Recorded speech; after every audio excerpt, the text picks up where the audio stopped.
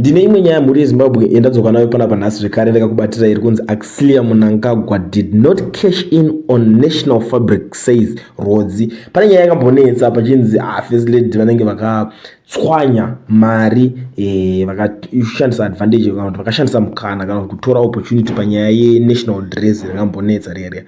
Isusu zvino tikatobuda tikati makona kuti makavenga munhu but haikona kuda kungoti muona kunge munhu anenge abhaiza pane tumwe tunhu tusina basa rese. Imimi pane zvimwe zvinhu zvihombe zvinenge zvichiitwa behind closed doors nekumwe kwamusingakwanise kuona busy kungobudikira muchirotomoka nezvinhu zvine basa kuti dai so but zvinhu zvaanenge achizoita munhu chaizvo hamuchavzvione because vanenge vakutorawo mabig moves but panapa pane this lady ari kungobudikirawo zvakautaura kuti kunzi by a correspondent tourism minister Barbara Rodzi has cleared the first lady Axlia Mnangagwa on allegations of cashing in on the national fabric when it was still selling for $9 and $12 per meter. The national fabric dress is now being sold for $4 per meter. Rodzi said Axlia did not cash in on the highly politicized fabric. We take exceptional to false and malicious claims by some media outlets that the First Lady Dr. Axlia Mnangagwa is cashing in on the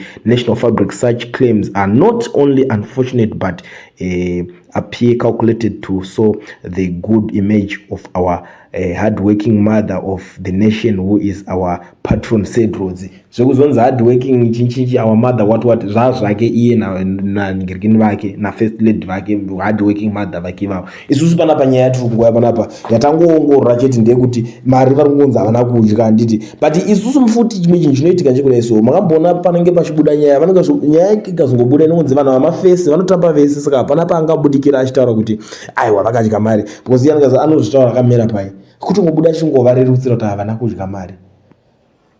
But anyway, muri Zimbabwe munofungidzwa kuti vangazi vakadya $3 here amazimba omukwano kuda uchikawo uchikawo mari ofuti komunoita pane kunonga vari kudya mari ichakuudzai nyatsotamba nine zvakanaka panapa ichakuudzai kune kunyatsodyiwa mari chacho kwete mafanizi edress aya maitaura.